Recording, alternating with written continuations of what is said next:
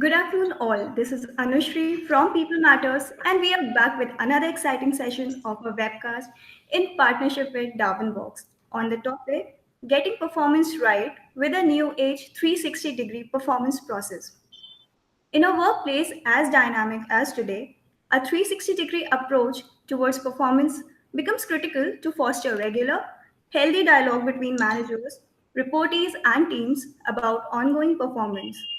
The need of the hour is a holistic performance approach that can arrest attrition, improve performance, and spike engagement. This session today will offer mind bending insights on why and how a 360-degree performance approach is the way forward for success. To take us through the expert views, we have with us today Ashish Kumar Singh, Vice President HR at Myntra Jabong, and Himanshu Kumar, Director, Customer Success, Darwinbox. Ashish has an experience of more than 15 years spanning across various industries. An XLRI alumnus, Ashish has worked for organizations like Adobe and Unilever. He is a seasoned leader who has led multiple HR transformations in various areas like performance management, employee engagement, and recruitment. Himanshu Kumar leads customer success function at Darwinbox. He has cross-functional experience of more than 10 years, spanning across HR consulting, product development, strategy marketing, and operations. He too is an XLRI alumnus. Himanshu has worked for organizations like EY and Tata Group. So we have saved time for you to ask your questions at the end of this webcast. For those who are live, can simply post questions at any time during the session in the comment section on your right side of the screen. We'll try to respond to as many questions as time allows. Also, this time in this webcast, we are taking some poll questions during the session. I request our audience to log in on Slido, sli.do. I repeat, sli.do with the code hashtag 4030, hashtag 4030, and be ready to participate in our polling questions. So, we have an exciting topic to discuss in this webcast today. So, without any further delay, let me invite Ashish and Himanshu to take over. Over to you, Himanshu. Thank you, Anushri, for the introduction. And it is a privilege, honestly, to be talking about a 360-degree performance process and approach. Um, Primarily because performance management for an HR professional, it is one of the most widely debated topics. And honestly, it is a journey for anyone to get it right in an organization. And hence, again, as I said it, it's an honor and privilege. What I'll be doing next is I'll be sharing a presentation. So just bear with me for 30 seconds.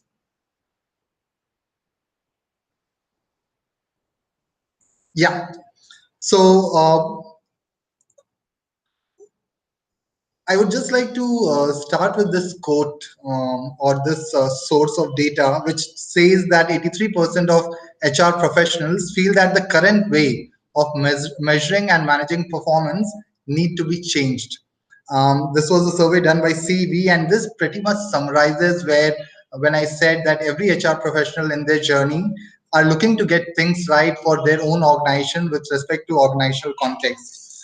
And while we go through this webinar today, we'll try to explore ways in which organizations can plan to ensure and realize the possible changes from yesteryear's performance management system. And to share his insights, we have Ashish here. Ashish has led and run talent management process at Adobe and Myntra and has worked with the likes of Unilever, Reckitt Benckiser, and really bringing a host of experiences from these organizational contexts. Really looking forward to learn from your experiences here, Ashish. Thanks, Himanshu, and thanks a lot for having me. Great. So, Ashish, just before we begin, I just wanted to understand from you if there is, through your experience, if there are a few points or a mantra that companies need to keep in mind while designing and transitioning to a new performance management process. What would that be? While designing a performance management process, the key mantra that an organization needs to keep in mind is what are the objectives for which the organization wants to get served through the performance management. There could be objectives varying from how to drive a certain culture in the organization, or to talent development, or to differentiation. But which is or which are the ones that the organization wants to drive is something that should be top of mind, and also to keep in mind the fact that sometimes one plain vanilla approach may not work for the entire organization. There may be areas for which a more 360-degree customized approach might be needed. Mhm. And if, I mean, especially because organization now are moving away from the yesteryear's performance management, during transition, are there any key pointers that people need to keep in mind? Yeah, during transition, I think people need to keep in mind a few things. Any change in performance management clearly has a large impact on the culture compared to most of our HR practices. Therefore, it's very important, one, to make sure that people are taken along early.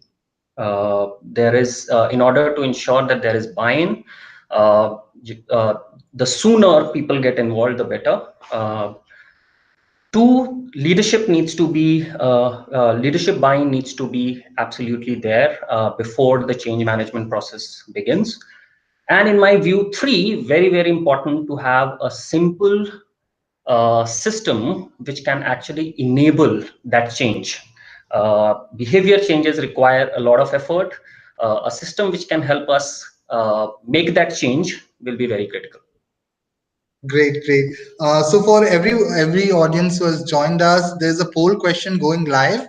The question is, what are the key changes brought in your organization in the past few years? It is a multi-select option. Would request all of you to respond to that on Slido. And thank you, Ashish, for that question, that response. Somewhere I completely agree with you. And one of the most important things that, again, coming from a very Darwinbox context and perspective that we have seen is many a times the transition is enabled and accelerated by the systems that people use. And that is where when we talk at, or when we even plan a vision for our product, uh, we at Darwinbox continuously work towards the goal of building a very simple, intuitive, and end-to-end world-class product, primarily which is also configurable and integrates with multiple HR systems. Because many a times what we have seen in performance is people would and like to integrate it with other systems across functions like sales, where they get data from CRM directly. So that is the objective with which we work.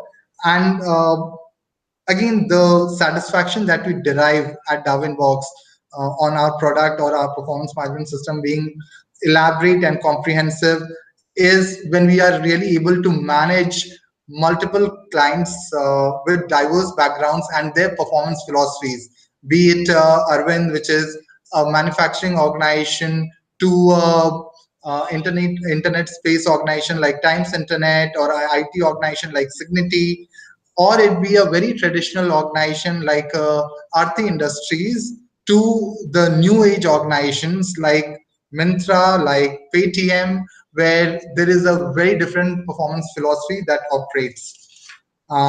So yeah, when we have done all these studies, and when we have actually gone ahead and talked to people and tried to understand what are the features, or what are the parameters that define the new age performance system, we have actually come to a very interesting outcome. When we ask people how should a new age performance management system be, the first point that came out is it should be very simple and easy to understand. But while they were talking and they were telling us that it has to be simple and easy to understand, they also talked about how comprehensive it should be in terms of capturing all relevant inputs from all relevant stakeholders at regular intervals. People also have started talking about, and HR professionals across organization have started talking about eliminating ratings. But again, without ratings, and this is a CEB survey that I quote, there is a marked reduction in time investment from manager on performance. The quality of conversation has gone down. there is a perceived pay differentiation which has reduced, and even employee engagement, there has been a reduction in that. People have talked about 360-degree feedback, but most of the times, and this we actually heard in the same breath, most of the times peers and subordinates do not have a visibility on expectation from the incumbent role. And hence, there is a lot of debate whether the 360-degree feedback should be taken for performance or potential. The other thing which people have been talking about is making performance conversation forward looking. But performance, as the fact remains, is always measured basis past achievements. And hence, this is where Ashish it becomes very interesting, and we want to understand from your specific experiences where you have seen multiple organizations and organizations at different stages of growth. How does it really affect the organization? What we'll do is we'll go through a structured approach here. We'll try to understand the primary objective of performance management. We'll understand from your experience what are the common challenges you have faced during implementing or transitioning a performance management system. We'll understand again from your experience the whole 360-degree approach that you have implemented in your organization, and how do you really measure success. Any tips, tricks, or any experiences that you would like to share? Sure. Yeah, that sounds interesting. Okay.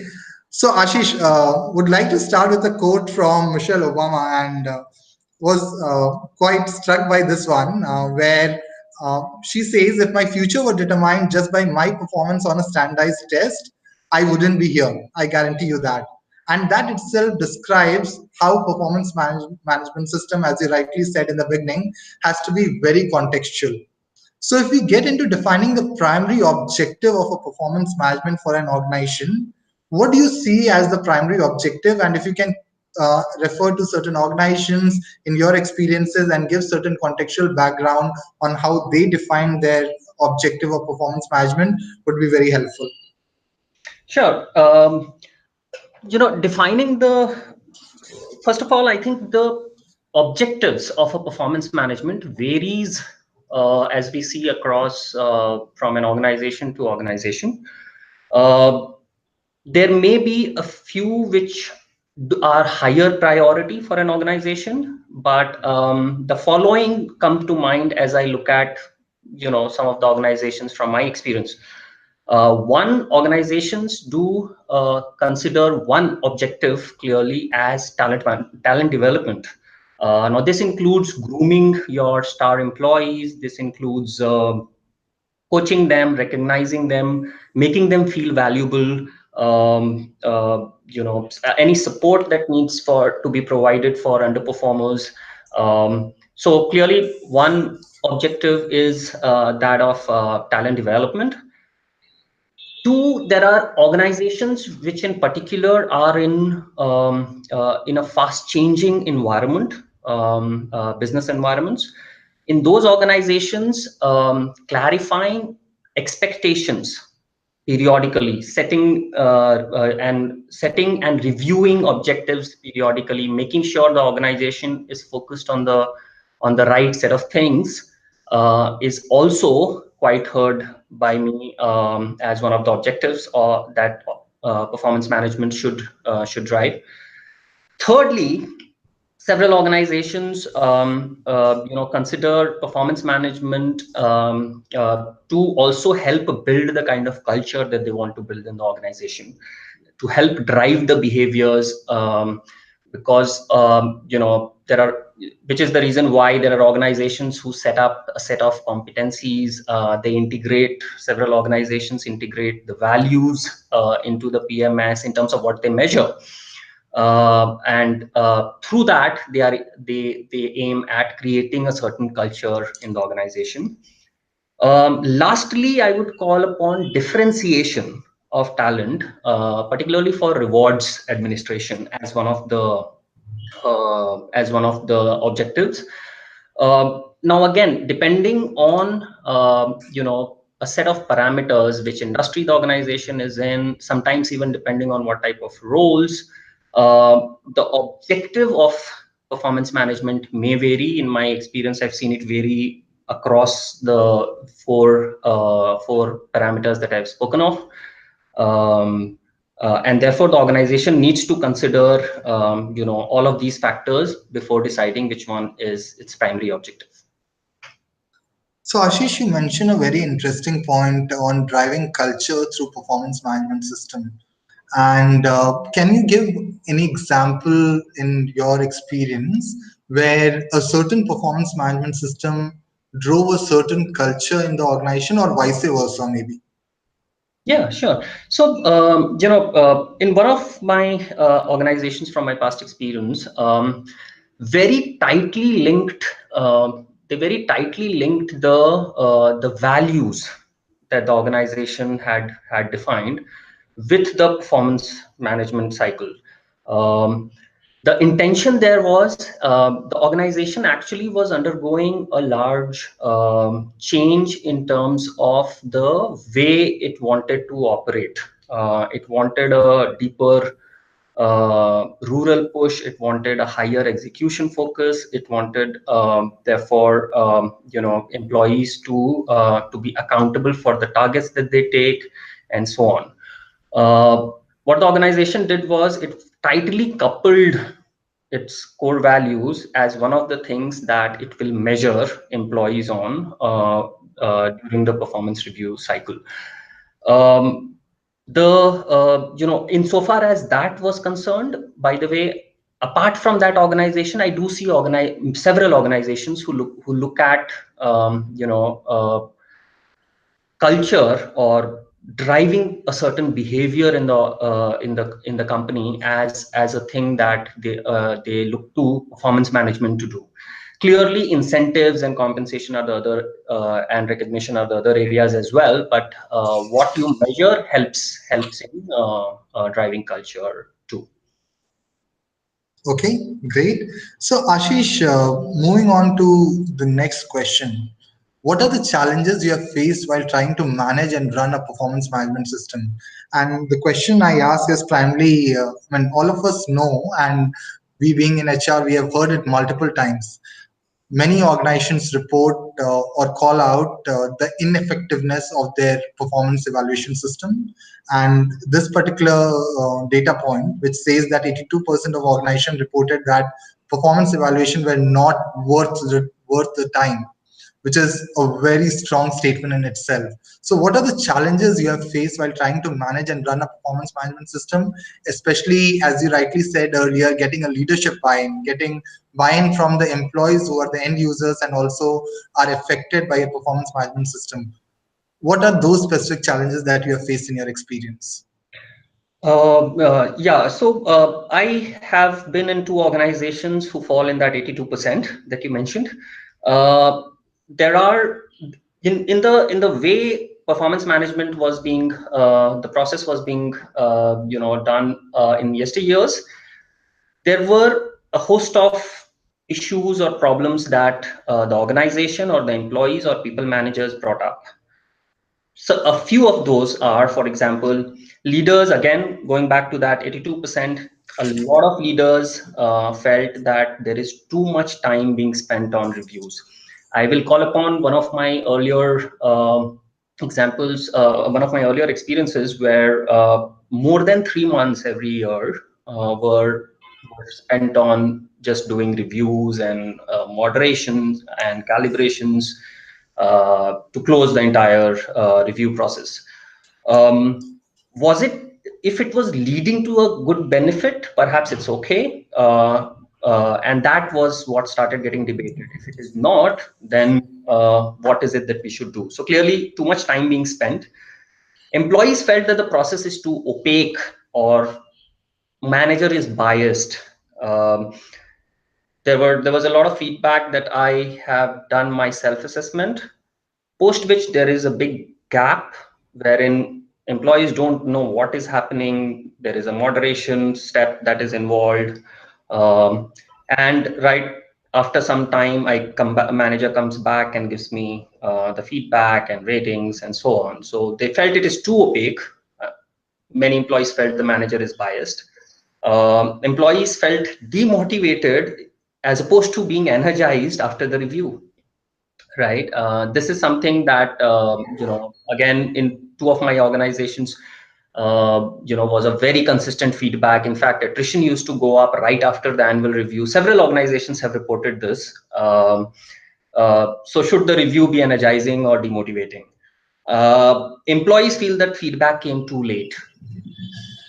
Managers, especially in a moderated bell curve process, felt that they were not bought into the final rating or the final feedback that they were being asked to communicate. Again, several organizations have reported this. And lastly, I would say in a fast changing environment, how to make sure that employees are focused on the right set of things. This I have talked about earlier as well. I would say these were some of the various challenges in the process of yesteryears. So, Ashish, can you also elaborate on how did you really go around solving some of these? Yeah, I think the way to go around solving some of these is to first let me pick up an example of one of my earlier organizations. What they did was they actually started crowdsourcing feedback. So the problem was recognized that yes, we know this is not working for you. Uh, it was also recognized that it is taking too much time. There was an internal, uh, blog where employees as well as the HR leaders and business leaders were all present, and views were being taken that what works for you, what doesn't work for you. Right. There were a whole lot of focus group meetings that happened at leadership to determine what is it, what are the challenges. Once individually those challenges were identified, what the group sat down to think, and this was the HR team, as to what is it that we want as an objective or the outcome of the review process. For that organization, talent development was extremely important. For that organization, keeping the culture and building a certain type of culture was critically important. And therefore, in order to meet those objectives, they started to change, and therefore came to the next set and revised the performance review approach. Okay. Ashish, you mentioned a couple of points around crowdsourcing. How did you go about crowdsourcing this across people? Did you do it across the employee set, or was it sample? And what were the questions that were asked to people? It was like an open blog. So the way it started was that the global head of HR,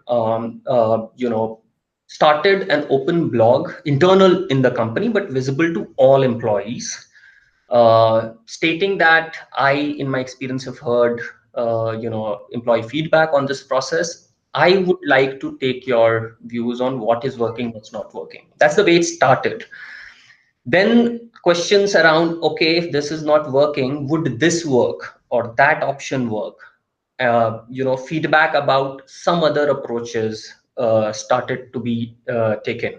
I'm talking about an environment when, continuous feedback or, removing ratings, etc., was still not heard of as much. And it was that time when different set of ideas were being bounced by the head of HR on that blog post, and employees were just responding. It was, again, like I was mentioning, it also helped us in kind of starting to take people along early, but it also helped us know what the pain areas are and what is it that will work for the employees. Parallelly, what was also happening was that there were focus groups which were being run at the leadership level. Several leaders would join and discuss how they viewed the challenges and what is it that they would feel are the right things to measure, how often to measure, and so on. So both the approaches were followed. Mhm. So, Ashish, I'm just summarizing what you said, and you actually gave a very good way to go about solving any of the challenges on performance management system. You mentioned that the first thing that was done was defining the problem statement, and then we moved on to defining the objective or the whole case for change. So why should we bring about a change in the performance management system? Then you went about to crowdsource ideas and understand what are the best options going forward, and then finalized on a few options. And a great way to do about it, and that is all we talk about when we say a 360-degree approach. When we say a 360-degree approach, it is about listening from everyone around, hearing what are the best ways to do it, using multiple platforms, be it continuous feedback, be it multi-stakeholder feedback in a performance management system to drive performance of the individual and the organization ultimately.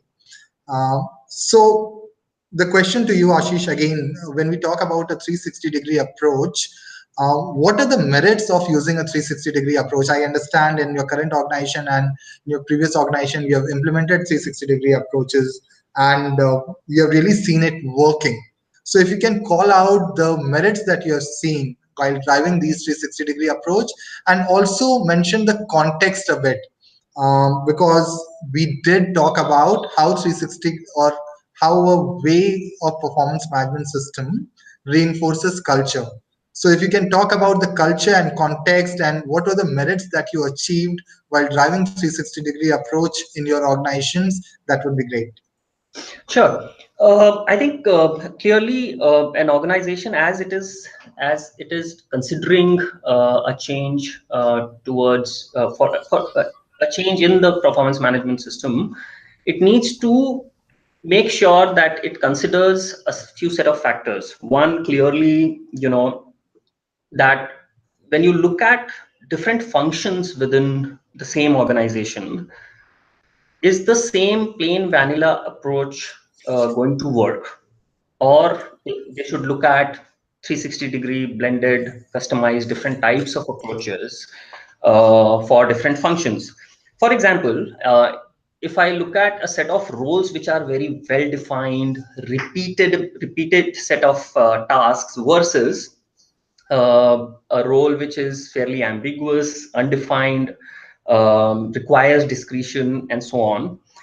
In this defined, repeatable set of tasks, or the role which has that component uh, more on a scale, um, organizations I have seen, define PMS in a way that they are actually trying to drive a culture of efficiency, and therefore they would look at a set of MBOs, clearly defined matrices, success matrices, which are published monthly, quarterly, as opposed to the organizations where the roles are, the functions where the roles are not that clearly defined.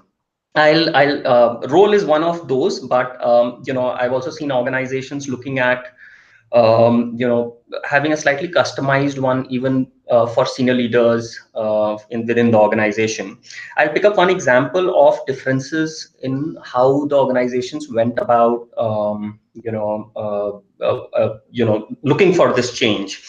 There was one organization in particular which had semi-annual reviews, and uh, there was obviously a lot of feedback. What they went about to finally the changed process was that they came in with a set of periodic, continuous, multiple check-ins through the course of the year, and these check-ins would not have any ratings associated. The manager would discuss what went well, what the employee needs to do better. It was more coaching led, and he will clarify their expectations for the next period, which is the next month or quarter, for the next check-in. um, uh, what the advantages that they got were, employees saw this as very constructive. They saw that the manager, the quality of conversations that they were having with the manager also went up, and overall the engagement scores post this change went up in the organization. Um, but there are different blended approaches that sometimes organizations use. For example, in one of the organizations, what the organization did was it went in with multiple check-ins without ratings through the course of the year. but it still retained a full detailed annual review at the end of the year with ratings, with moderations, and obviously they had competencies values with which they were the areas that they were measuring.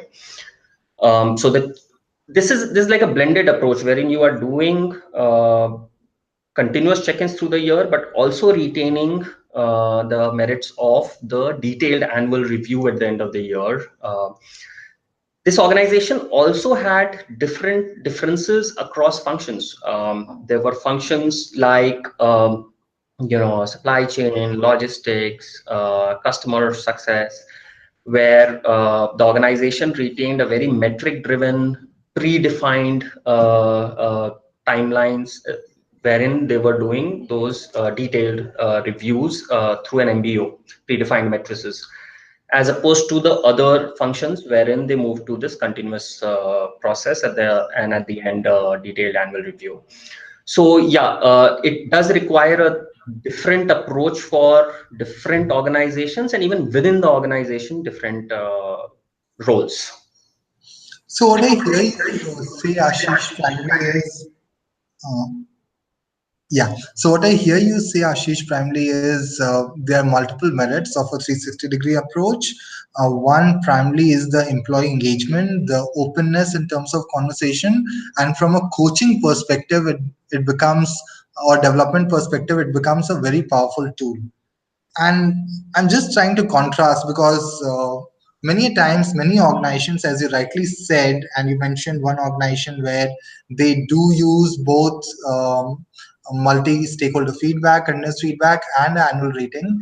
Many a times we need to differentiate between our high performers. Many a times in the organization we have to reward people basis their performance, and at the end of the day the organization needs to drive higher performers. How do you suggest that organizations which go with, say, a continuous feedback or multi-stakeholder feedback approach really work their way around with this? Yeah, I think that's a very good point. That I talked about earlier an organization which actually did remove ratings. Mhm. The one of the first feedback that started coming was the fact that the top performers, the better performers in the organization, started saying that I don't get reinforcement. The Mhm. number, the rating that I used to get at the end of it was, in a way, employees were so used to seeing it as a reinforcement that I am doing better than others. Um, to your point, yes, how do you differentiate top performers is one of the other key things as you are looking at defining a 360 approach. The organization that I was talking about, which went in with a blended approach, continuous feedback, as well as retained the detailed annual review, actually, this was the key consideration. While going with continuous feedback through the year does help in improving the quality of conversation. It also helps in, therefore, in improving the employee engagement. Differentiation or of an output from performance management which could help me differentiate employees for either rewards or for providing opportunities, that does become a challenge in a ratingless environment, which is the reason why this organization retained the one full annual review with ratings very detailed at the end of the year, and that rating then fed into the differentiation for rewards and opportunities. I think to your point about differentiation, again, this is one of the approaches that the organizations are using. Right. So I think we have pretty much covered um, how do we tailor fit performance management system across team, function, business units as well. When you talked about the different context in which different approaches can be applied, but just wanted to hear from you, basis your experience again. and I'll not hold you for that. What would be your recommendation for the new age organization versus traditional organization? So, if you are looking at a new age organization, would you recommend a blended approach? And for a traditional organization, something different? Just wanted to understand.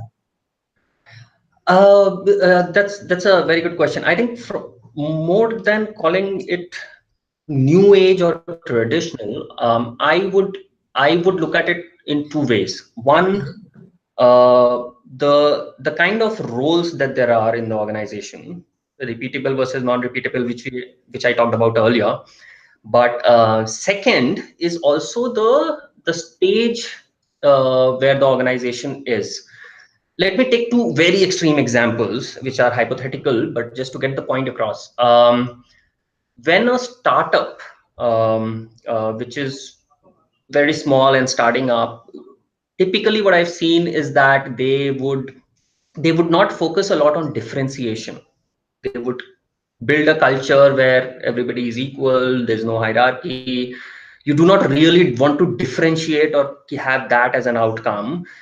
Compare that with a very large organization, where you would have variable pay structures. You do want strong differentiation of employees and so on. Now again, there is a maturity curve through which organizations go through that journey.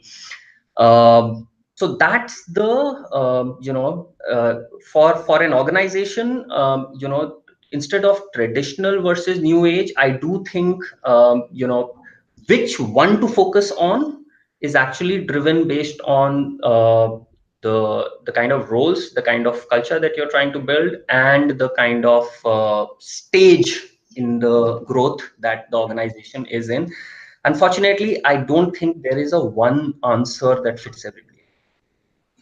Okay, so if I were to summarize the primary parameters on which um, one should decide the right approach for performance management system would be defined by, as you rightly said, the job definition or the role, whether it is repeatable, not repeatable, whether the job output is quantifiable, not quantifiable. Second is the culture that the organization wants to drive, and the third is the stage of growth. So the whole growth maturity curve for that organization would define what approach they should be taking forward in terms of performance management system. Yeah. Okay, okay. So just one other, and this is more directed because you have seen both the work groups in your current and the earlier organization. Have you seen any difference, Ashish, in the way performance management system either is rolled out or perceived by a millennial generation versus non-millennials? That's a great question, actually. I do think there is a very clear difference, insofar as I have seen, in how millennials like to you know go with performance management. One, for millennials, the process, not just performance management, by the way, needs to be very simple, intuitive, easy to use, as opposed to very process heavy, right?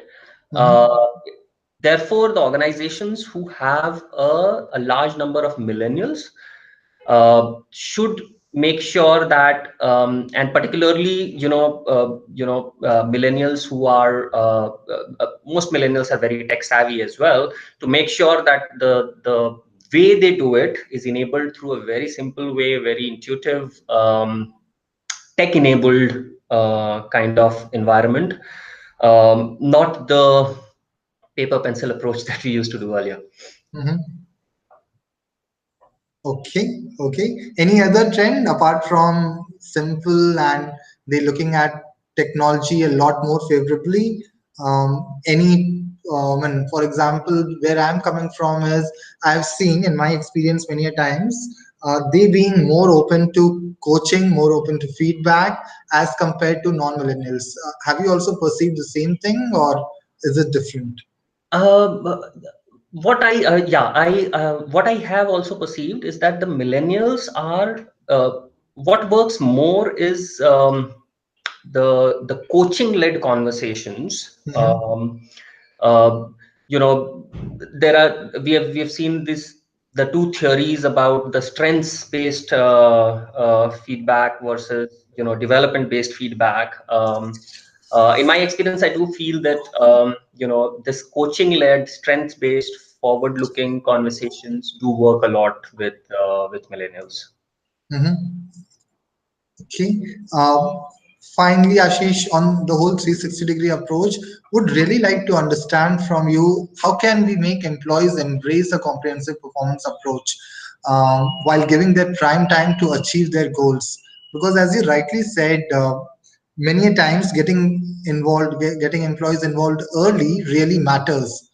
But how do you, over a period of time, how do you ensure that employees keep embracing the performance approach and keep giving their 100% to performance management system while also giving their prime time to achieving goals?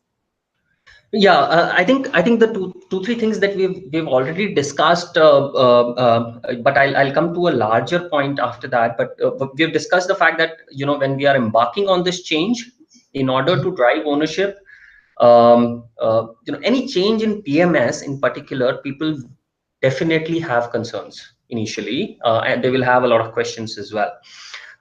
Therefore, clearly involve them early, make them feel party to that change. Like one of the organizations we talked about crowdsourcing, we communicate and clarify a lot after the change, for as many number of times as possible.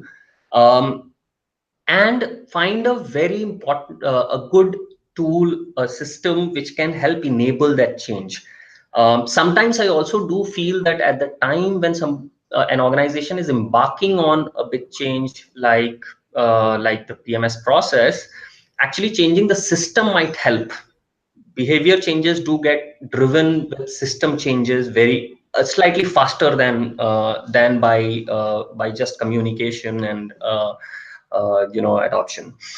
Overall, though, I do think there's a mindset change that several organizations are trying in order to gain this ownership for this blended approach. Organizations are actually trying to make employees the owner of their careers, and several mechanisms through which they are trying to do this. They are saying that, okay, the check-in conversations need to be driven by you, to be set up by you. Two, they are making sure that there are learning and development platforms are available. You choose what learning you would like to have in discussion with your manager.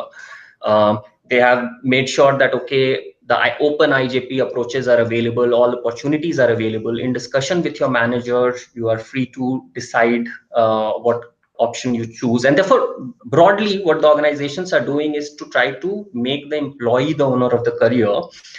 And this also helps change that mindset and brings about that ownership and adoption for towards the employees.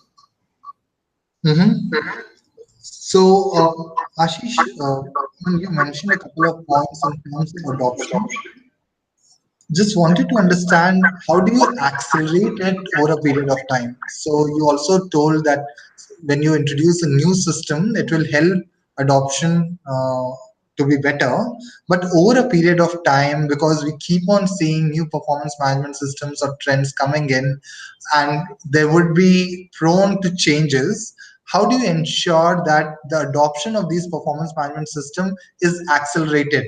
And again, I'm coming from a very personal experience. Most of the times, when again we did surveys, we found that most performance management system or the coaching or feedback, if there is a timeline to be filled, it gets filled on the last 2 days. The maximum completion happens on the last 2 days. So how do you ensure that this is more evenly spaced out throughout the year, especially when we are going with uh, initiatives like continuous feedback, we are going with multi-stakeholder feedback? How do you ensure that acceleration happens?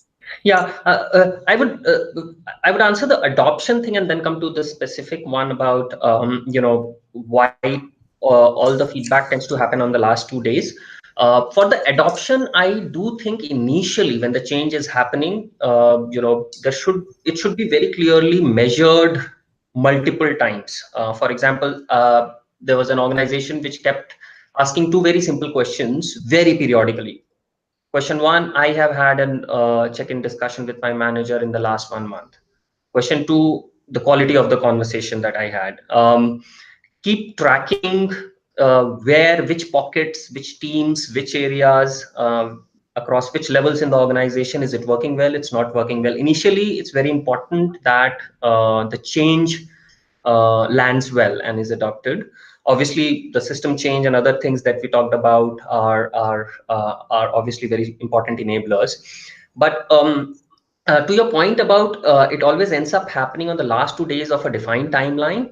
I have a very interesting example of an organization which actually said that there is no timeline. What it said was that the manager and the employee can choose to decide when they should have the check-in conversation, the primary ownership being with the employee, um, depending on what works for that function, that role, that team. For example, for somebody who is in sales, they may like to have the check-in conversations once every month at the end of the month, or once every quarter at the end of the quarter, as opposed to somebody in tech may want to do this at the end of every coding sprint, as Mm-hmm. opposed to somebody in another function may want to do it at the end of each project that they have undertaken, and so on and so forth, such that nobody is actually defining when it should happen. Mm-hmm. All that the organization is measuring is whether it's happening or has happened in the last some X period, and is therefore tracking it in that sense. So yeah. Yeah, great example, Ashish, actually. And yes, I've heard it in certain organizations, the way this is one of the approaches that they take.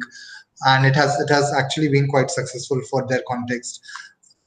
So Ashish, I mean, again, coming to the last question of our discussion, but this is what I find most intriguing, and I've been in HR for a long period of time, but still I have never been able to come to this answer where how do we really measure success for a particular performance approach? And I'll tell you where I'm coming from. The whole objective of performance management system is to drive the organizational performance, or one of the core objectives is to drive organizational performance.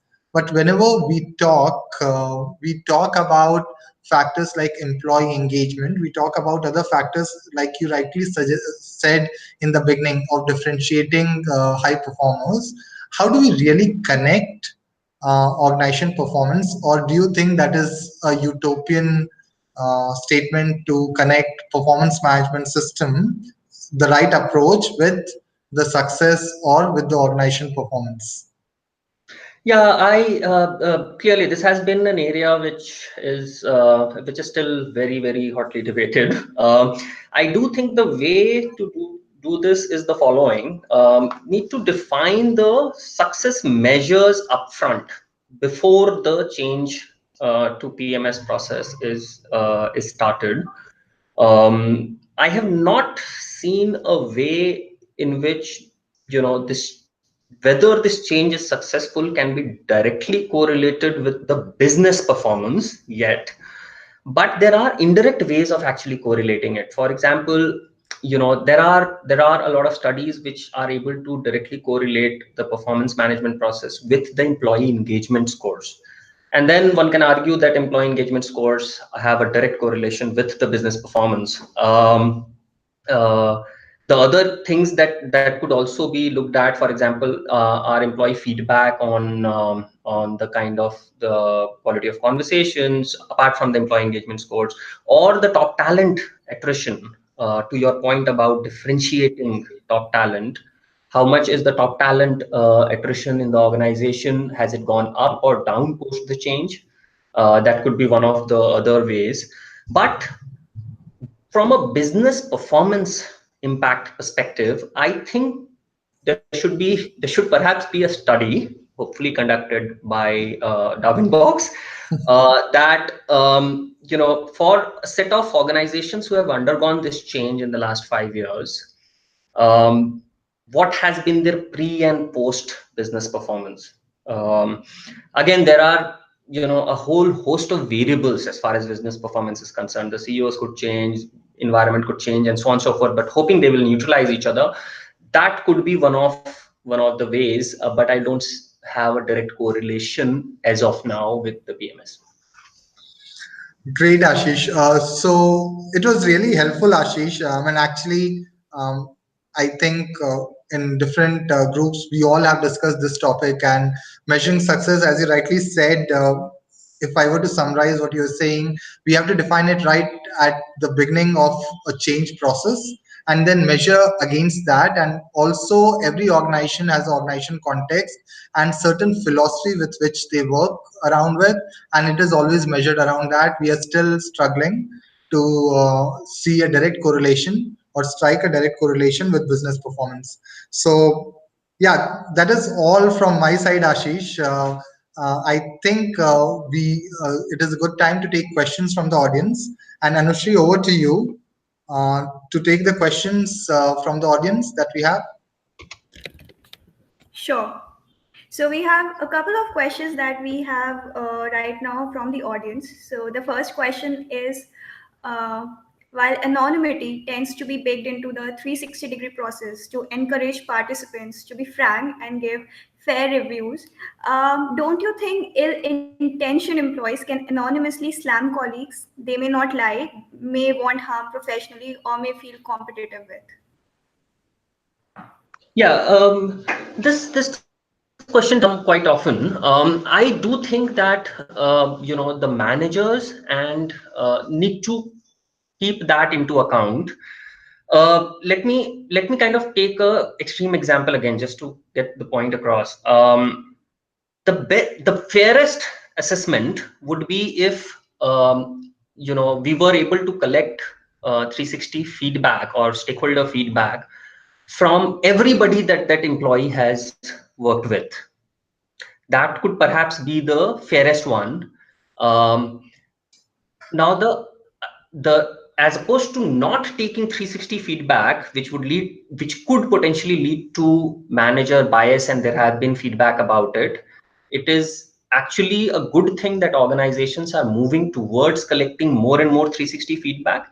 And if there are cases where stakeholder feedback is not really relevant or actually biased, in most cases I've seen managers are able to make that out and have the maturity to actually hold it back and not kind of pass it on. Yeah, I'll just pitch in over here, and basis my experience, there are two facts to it, as Ashish rightly said. Many a times, 360-degree feedback might not be the actual feedback in terms of any individual's performance, because a subordinate might not have a visibility of what a superior is actually doing and the reasons thereof. And that is where most of these feedback are taken with respect to the context, and managers more often than not do that differentiation in conjunction with the individual or the incumbent involved. Sure. So we have another question which is on the same lines. So the question is, how do you rely on the data about someone by depending on feedback coming from different people? How do you ensure that your group of raters is a perfectly representative sample of the competencies you are trying to measure? So the question is, how do you make sure that this particular set of raters is the right set of raters for to give feedback? Actually, the way I have seen organizations handle this is the following. Uh, Organizations state that the employee must recommend or initiate, if the tool allows, feedback, seeking feedback from the set of 7-8 stakeholders that he or she has worked closest with. The manager, though, has the right to add or take feedback from more number of people apart from what the employee has sought. What this does is that it kind of manages it both ways. It helps the employee know that I have worked more closely with the following set of people, and they have been actually sought feedback from. But it also helps the manager keep an overview of the fact that the employee, there is no you scratch my back, I scratch yours happening here. So the manager keeps an overview that I can add and seek feedback from more stakeholders. That's the way I have seen this happen, and therefore the concern that is that the right set of stakeholders is actually one that the employee chooses. Sure. So the next question is based on coach-led feedback system. So the question is, does this coach-led feedback system requires KPIs, and how can an organization maintain records of comments in a coach-led feedback? Yeah, actually it does. I think, in terms of maintaining the records in a coaching-led kind of a conversation, um, and here, this is where I would have Himanshu come in as well after this. The system that you choose can really help. Uh, for example, in the organization, in one of my organizations, we use, like Himanshu was mentioning, we do use Darwinbox, and where what it has helped us do is it has a way in which a journal is maintained for real-time feedback. It also the journal also contains feedback which has come from different stakeholders. It has minutes of the check-in conversation that happened between the manager and the employee. You could record your KPIs and achievements. You could record what is expected from you in the next period, and so on and so forth. So a journal is maintained real time for people to go back and look at it at the end of the year if there's any. But I think Himanshu should add more color to this. So, yeah, I'll try to be modest here. But yes, as Ashish very rightly said, the system has to be comprehensive enough to capture all of this. And if you look, and I'll talk about Darwinbox as a platform itself, any kind of feedback. You can give a feedback on specific KPIs, you can give feedback on competencies, you can have general questions. So many a times the manager can have certain open questions to ask from multiple people, or from, if there are coaches assigned, from the coaches. And all these can be brought together, as Ashish rightly said, in a journal format where everything is visible while you are doing a rating. And you can use all of these inputs. If you go for a ratings system, you can use these inputs to either give development inputs or do a rating and then take it forward. Sure. So, due to paucity of time, we'll be taking the last question for this webcast. And the question is, uh, I think implementation is what makes a difference if we talk about 360-degree performance evaluation. Can you share? I think the question is for you, Ashish. Can you share what were those few things that you did differently in implementing the process to achieve results? Yeah, I think we have briefly touched this earlier, but I think the following things should be definitely kept in mind while implementing this. One, any change in the performance management approach, clearly the employees will have concerns. I've seen this across organizations. Therefore, it is best to involve them very, very early on. There are different approaches we spoke about earlier. The more we involve them, more we make them feel part of the design process, the easier it is and more clearer they are about the intended changes that the organization is trying to bring about. Uh, Two, through the course of the implementation, that needs to be planned extremely, extremely well. Typically, organizations try to not do it right before. If you were in an annual review cycle, don't do it right before the annual review. Start it at the beginning of the year. Make sure communication is well explained. People understand how it will, how the PMS will be this course of the year, and therefore the system that you launch, people also get time to kind of familiarize themselves with the system. So those are some of the top things that come to mind in terms of the implementation. I would just like to add a point over here, again from my experience of transformation and how 360-degree approaches have really worked. There is always a fear in the mind of employees when 360-degree approaches are rolled out on the backlashes. And the way organizations have dealt with it is first rolling out a 360-degree approach, primarily directing to development and not taking those inputs for performance. And after a couple of years, when they see that yes, the system has stabilized, people are open to it, then taking it gradually towards a performance-oriented 360-degree approach really works. Sure. So, with this question and answer session, we are going to wrap up today's webcast. We have many more questions coming in, which I would request the speakers to take offline. And thank you so much, Ashish and Himanshu, for your valuable insights. And we would also like to thank our today's webcast partner, Darwinbox. Meanwhile, to our audience, you can provide your feedback in the survey link provided in the chat section because your input matters.